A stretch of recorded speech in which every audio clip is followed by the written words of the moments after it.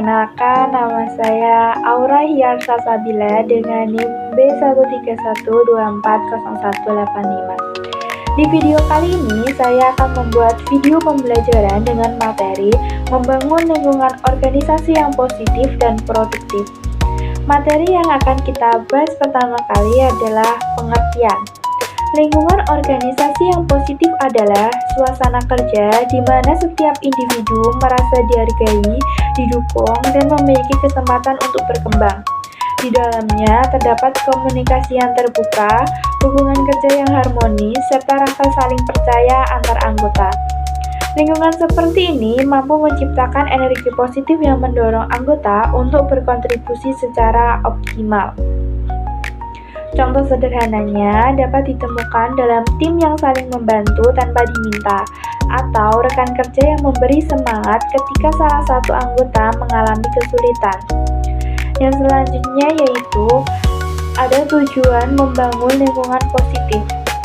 Membangun lingkungan organisasi yang positif memiliki beberapa tujuan utama, antara lain yang pertama, meningkatkan motivasi dan semangat kerja.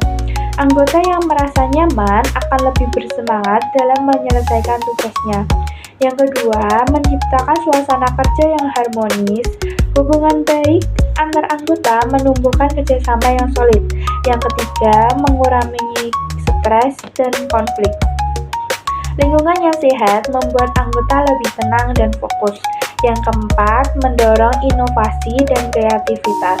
Ketika anggota merasa dihargai, mereka lebih berani mengemukakan ide baru. Yang kelima, membangun budaya organisasi yang kuat. Nilai-nilai positif menjadi kebiasaan yang melekat di setiap anggota. Yang selanjutnya yaitu ciri-ciri lingkungan positif dan produktif. Lingkungan kerja dikatakan positif dan produktif apabila menunjukkan ciri-ciri berikut. Yang pertama, komunikasi antar anggota berlangsung terbuka dan jujur. Yang kedua, adanya rasa saling percaya dan menghargai. Yang ketiga, pemimpin memberi contoh perilaku positif dan mendukung bawahannya. Yang keempat, setiap anggota merasa aman untuk berpendapat. Yang kelima, lingkungan kerja nyaman, bersih, dan mendukung kreativitas. Yang keenam, adanya apresiasi terhadap kerja keras anggota. Dengan ciri-ciri ini, organisasi dapat menciptakan hubungan kerja yang sehat dan kinerja tim yang optimal. Yang selanjutnya yaitu dampak lingkungan positif. Lingkungan organisasi yang positif memberikan dampak besar terhadap keberhasilan organisasi. Di antaranya, yang pertama, peningkatan produktivitas. Anggota lebih termotivasi untuk bekerja maksimal. Yang kedua, tingkat stres menurun. Suasana kerja yang nyaman mengurangi tekanan psikologis. Yang ketiga, hubungan sosial lebih baik. Anggota saling mendukung dan menghargai perbedaan. Yang keempat, kinerja tim meningkat.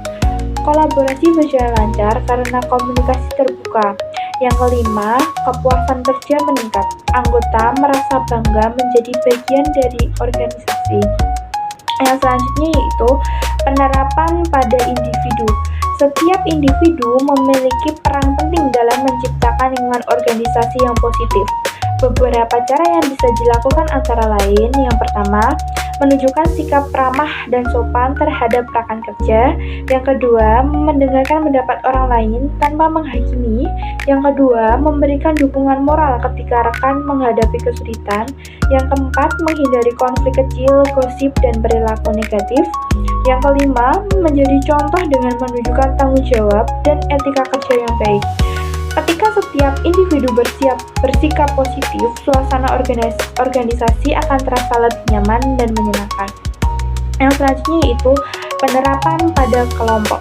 Dalam kelompok kerja, penerapan lingkungan positif dapat dilakukan dengan berbagai cara, seperti yang pertama, membagi tugas secara adil sesuai kemampuan masing-masing anggota.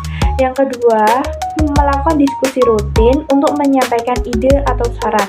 Yang ketiga, menciptakan komunikasi terbuka agar semua anggota merasa didengar. Yang keempat, mengadakan evaluasi tanpa menyalahkan, tetapi mencari solusi bersama. Yang kelima, melakukan kegiatan kebersamaan untuk memperkuat hubungan tim. Kelompok yang saling menghargai akan bekerja lebih efektif dan mencapai hasil lebih baik. Yang selanjutnya yaitu penerapan pada organisasi. Di tingkat organisasi, lingkungan positif bisa dibangun melalui kebijakan dan budaya kerja yang mendukung. Seperti yang pertama, memberikan penghargaan bagi karyawan berprestasi. Yang kedua, pemimpin memberikan dukungan nyata terhadap ide dan inovasi. Yang ketiga, menyediakan pelatihan dan pengembangan kompetensi. Yang keempat, menciptakan sistem kerja yang adil dan transparan. Yang kelima, menumbuhkan budaya saling menghormati serta menghargai keberagaman. Dengan langkah-langkah ini, organisasi akan menjadi tempat yang menyenangkan untuk berkembang dan berkontribusi. Dan yang terakhir ada kesimpulan. Lingkungan organisasi yang positif dan produktif sangat penting bagi keberhasilan individu maupun kelompok.